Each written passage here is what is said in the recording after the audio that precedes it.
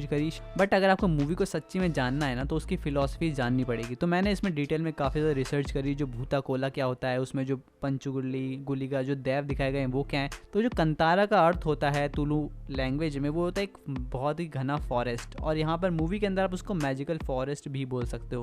और ये जो भूता कोला नाम है, इसके अंदर जो भूत हो गया आपका जो घोस्ट, और कोला मतलब होता है नृत्य। जैसे कि आपको शायद आपने आसपास सुना हो कि यार किसी को माता आती है, जब कहीं जागरण होता है तो किसी को आती है कि यार हमको माता आ गई। तो आप इसको थोड़ा बेसिक आइडिया समझ सकते हो, क्योंकि जो भूता कोला करते हैं यानी कि जो नृत्य करते हैं, वो भूता कोला करने से पहले बहुत ही ज़्यादा तैयार होते हैं। खासकर जो पंजुर्ली बनते हैं और वो नहाते हैं, उनको तेल से नहलाया जाता है ताकि वो शुद्ध हो जाएं, ताकि वहाँ पर जो पंजुगुली देव हैं वो उनके अंदर आ सकें। ये सिर्फ एक ही लीनियज के लोग करते हैं, यानी अगर एक पिता कर रहा है तो उसका पुत्र आएगा वो करेगा, इसको कोई और नहीं करता है, पूरी फैमिली में ही चलता है। लोग इसको करते हैं जैसे कि आपको पता होगा कि जो जंगली शुकर वगैरह होते हैं वो वहाँ की फसलें बर्बाद कर देते हैं। वहाँ के लोगों का आय का एक ही साधन होता है यार कि जो वो उगाएंगे वही वो बेचते हैं। तो उनसे बचने के लिए, अपना धन्यवाद करने के लिए कि हमको आपने इतनी जो संरक्षण दिया है, हमारा ध्यान रखा है, उसके लिए लोग ये सब करते हैं। अगर आपके यहाँ कोई दिक्कत हो, कोई प्रॉपर्टी का इशू होता है, कहीं पर आपका कोई बच्चा बीमार है, उसके साथ कुछ नेगेटिव हुआ है, तो वो सब भी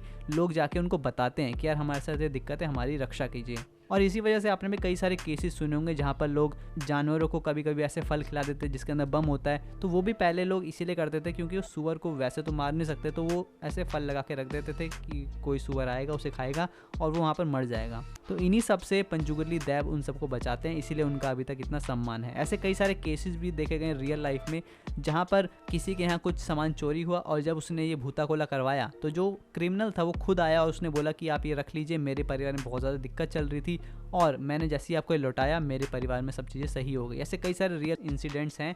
अगर आप लोग मुझसे कहोगे, कमेंट नीचे करोगे, तो मैं शायद इस पर एक डेडिकेटेड वीडियो भी बना दूँ। तो अब बात करते हैं वीडियो का जो मेन टॉपिक होने वाला है कि पंचुगुली देव और गुलिका देव हैं कौन। तो उनकी ओरिजिन स्टोरी जाननी पड़ेगी आपको। तो बात करते हैं पंजुर्ली देवा के बारे में। पंजुर्ली का अर्थ होता है यंग वाइल्ड बोर। तो उनकी ओरिजिन स्टोरी कुछ ऐसी है कि एक जंगल के अंदर एक वराह के 5 बच्चे होते हैं और उनमें से एक बच्चा जो है पीछे छूट जाता है, और चाहे बच्चा चाहे इंसान का हो या फिर वराह का, वो अकेले जीवित नहीं रह सकता। तो उसकी भी हालत बहुत खराब हो गई। वहीं माता पार्वती भ्रमण कर रही थी और उनको बच्चा दिखा तो उनकी ममता जाग गई और वो उनको अपने साथ कैलाश पर्वत पे लाई। उन्होंने वहां पर उसको अपने पुत्र की तरह पालन पोषण किया। समय बीता और वो जो छोटा सा पंजुर्ली था वो एक विशाल वराह का रूप धारण कर लिया। समय के साथ उसके दांत भी बहुत बड़े हो गए और उससे उसको काफी परेशानी होने लगी। खुजली के कारण उसने पृथ्वी पर लगी सारी फसलें उजाड़ दी। इससे संसार में भोजन की कमी हो गई, लोग भूख से त्रस्त हो गए। जब भगवान शंकर ने देखा तो उन्होंने सृष्टि के कल्याण के लिए उस वराह का वध करने का निश्चय किया। और जब माता पार्वती को यह पता चला तो उन्होंने महादेव से उनके प्राण ना लेने की प्रार्थना करी। माता की प्रार्थना सुन के महादेव ने उनका वध नहीं किया, किंतु उन्हें कैलाश से निष्कासित कर पृथ्वी पर जाने का श्राप दे दिया। अपनी प्राण रक्षा के बाद उस वराह ने महादेव और माता पार्वती की आराधना करी और तब भोलेनाथ ने उन्हें एक दिव्य शक्ति के रूप में पृथ्वी पर जाने और वहां पर मनुष्य और उनकी फसलों की रक्षा करने का आदेश दिया। तब से वो पृथ्वी पर पंजुर्ली देव के रूप में निवास करने लगे और पृथ्वी पर फसलों की रक्षा करने लगे। इसी कारण लोगों ने इन्हें देवता की भांति पूजना आरंभ कर दिया। दक्षिण भारत के अलग अलग स्थानों में इन्हें अलग अलग नामों से जाना जाता है। इवन मूवी के अंदर भी इसीलिए इन्हें वराह के रूप में ही दिखाया जाता था और कई लोगों को इनके बीच में और वराह अवतार के बीच में कंफ्यूजन हो जाता है। परंतु विष्णु जी और पंजुर्ली देव बहुत ज्यादा डिफरेंट है, पर कहीं ना कहीं इनमें बहुत ज्यादा सिमिलैरिटी भी है। अब मुझे ऐसा क्यों लगता है, क्योंकि देखिए जो विष्णु जी हैं वो बहुत ही ज़्यादा सजते संवरते हैं। चाहे उनका आप मुकुट देखिए, चाहे उनके आप आभूषण देखिए, वो एक क्षीर सागर पर लेटे रहते हैं, वो दिखने में बहुत ही ज़्यादा आकर्षक लगते हैं। और वहीं आप अगर पंजुर्ली देव को देखें तो जो तकोला करता है वो भी काफ़ी ज़्यादा सजता संवरता है। उनका अलग से आभूषण होते हैं, उनके ऊपर अलग से डेकोरेशंस होती हैं, अलग से उनकी ड्रेस होती है और इसी कारण मुझे लगता है कहीं ना कहीं इनमें काफ़ी ज़्यादा सिमिलैरिटी है। बट फिर मैं बोलूँगा कि इनको और वराह अवतार को उनका कोई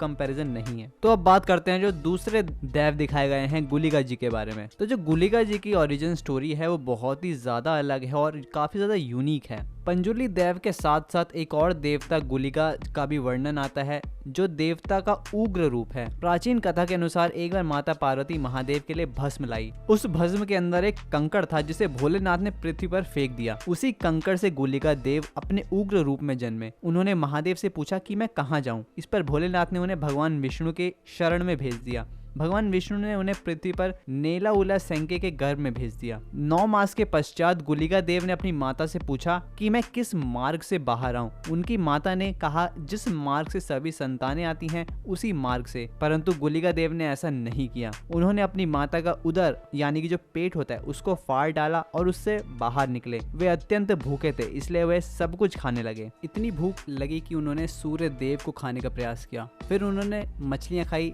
जानवरों का खून पिया, किंतु उससे भी उनका भूख नहीं मिटी। आखिर में भगवान विष्णु ने उन्हें अपनी छोटी उंगली खाने को दी, जिससे उनकी सारी भूख शांत हो गई। गुलिका देव को शिव गणों में से भी एक माना जाता है। इन्हें क्षेत्रपाल भी कहा जाता है। जैसे कि आपको पता होगा कि मंदिरों के बाहर द्वारपाल होते हैं, किसी क्षेत्र में क्षेत्रपाल होते हैं कि ये हमारे कुल की रक्षा करते हैं, वैसे ही जो गुलिका देव हैं वो भी क्षेत्रपाल कहा जाता है। अगर किसी भी गांव में कोई भी दिक्कत आती है, किसी भी कोई विपदा आती है, तो ऐसे में ज्यादातर लोग क्षेत्रपाल के पास जाते हैं क्योंकि वो उनकी रक्षा करते हैं। ऐसी भी कई सारी कहानियां जहाँ पर पंजुल्ली देव और गुलिका देव आपस में लड़ते हैं, परंतु माँ दुर्गा आके उन्हें बोलती हैं कि आप लोगों को जिस कार्य के लिए भेजा गया आपको उस पर ध्यान लगाना चाहिए और उनको आगे करी कि आप दोनों एक साथ रहिए। इसी कारण आज ही पंजुल्ली देव और गुलिका देव को एक साथ ही पूजा जाता है। ये दोनों एक सिक्के के दो पहलू हैं। और गुलिका देव के बारे में भी मुझे ऐसा लगा कि ये एक तरह से शिव जी को रिप्रेजेंट करते हैं। इनका और शिव जी का कोई डायरेक्ट कनेक्शन नहीं है कि वो शिव जी के रूप हैं, ऐसा नहीं, बल्कि आपको दिखने में अगर आप देखेंगे